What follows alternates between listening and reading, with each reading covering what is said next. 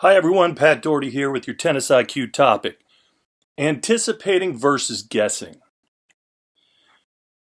So we're going to explore basically how to improve your skills at getting better at and more confident acting on what you're anticipating that's going to happen next in a point. Um, this is more of a knowledge-based decision that you're going with when you're anticipating versus guessing, which is a much more emotional-based source of decision making where you just are acting on a hunch. And there are situations we're going to explore of when you might as well guess. So, again, to define it, anticipation is the expectation and reaction on that expectation based on something you've learned, a gained knowledge. Could be something you picked up in the warm up, looking at grips and stances, how they react and reflex when you make them have to do that. So you're basically using like the tracking of patterns and so forth throughout the match so that as you get deeper in, you start to know a lot more about your opponent, what their likelihood and tendencies are. Guessing, on the other hand, is reacting based on an emotion without gained knowledge. But it is recommended in certain situations when you're desperate that you might as well take the risk because you're going down anyway. When is it reasonable to act on your guessing instincts? Well, when you're out of position to cover the open court. You either played yourself through bad shot selection, out of position, the court's wide open, likelihood of getting hit behind's very slim, so you just move on that guess that he's going to go to that other corner just because of the conditions and the situation. So you might run right through your split step and just take off, so you hopefully can cover it and at least close the opening of the targets enough for them to see it, so they might try to hit a higher quality shot and miss it.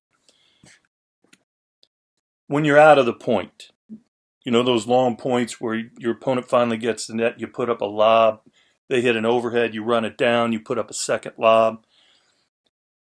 Your chances of winning that point have gotten so slim by that time that you might as well just try to take away the option. You can throw a fake towards one corner, let them see that, and then go to the other. You just wait until the last moment when they're committed to the shot they're going to hit, and you just move towards that corner. So it's basically when you know you're not pretty much where you need to be in terms of the point building process.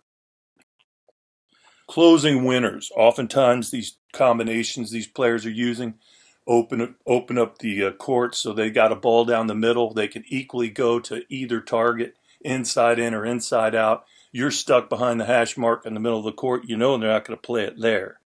So you might as well probably lean towards what your weaker side is, but because they're probably going to favor that choice over the other. But good players won't go way too much towards one corner versus the other, or it does make them too easy to anticipate and run down their shots. So they're always going to back you off that early takeoff by balancing the use of targets, and that's what we're talking about here. So any situation where you know you're not standing where they plan to play the shot, and you're kind of dead in the water, go ahead and make a move. Maybe 50% of the time you'll be right, and really turns a match around momentum-wise when that happens. How to improve your anticipation skills. What should you pay attention to? You can look for things like grips being out of place. Are they up around the net in their ground stroke grips? If so, there's certain predictability there on what they can and can't do when you really force them. Limitations that might come by way of hitting stances. They may close their two-handed backhand corner and makes them highly likely to go down the line when that happens. And you won't see as many cross courts. So when you start to see things like that, it helps you build more accurate anticipation. What do they do under pressure? On the big points, are they always going to that same serve placement? Are you seeing, a definite pattern that they're always going to when the point matters most to them? Those are going to be the things that you're going to continue to see on the biggest points and certainly throughout a tiebreak. So you should be looking to gather up those kind of moments and track them in your mind. Racket preparation. Don't get too fixated on the shot you hit. Pay attention to what the player's doing over there with their racket. You can see early that they're setting up to hit a slice or underspin, potentially a drop shot versus setup to drive or hit top spin at you. And those are early signals, and you'll see the stance is kind of taking shape too that early. But you got to be watching the player you're playing rather than so much focusing on the landing of the shot you hit. Reflex conditions. Test this out in the warm-up, and you can hit a few nice volleys to them and then stretch them and try to almost pass them and see how they respond to that. They may not have the right first step reaction to cover the sideline well. If they step out, they're going to be limited on their reach to defend that line in both directions, really.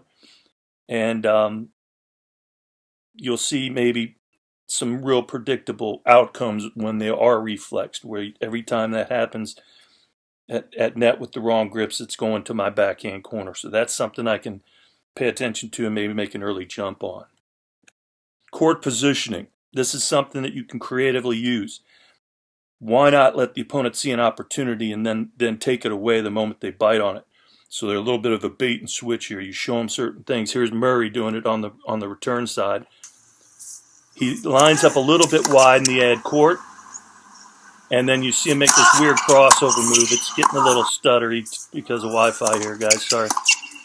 So what ends up happening in this, he's lining up, and I'll save you from this. So he lines up a little bit wider, making the tee look really nice and open. The moment those eyes go off of Murray and Djokovic's eyes go up to that ball, there's a window of opportunity. He can adjust his court position back to where he really feels like he should be most of the time. But he's already moving in the direction that he left the opportunity open. It's a really timing, synchronized thing to the serve technique. So work on that stuff. It can happen around the net too. You make the down the line pass look more inviting. Then as soon as they start to commit, you take the down the line away. So these kind of things, you can use your court position to influence and in a way enrich your ability to anticipate. So think about all this, guys. Work on it. Good luck.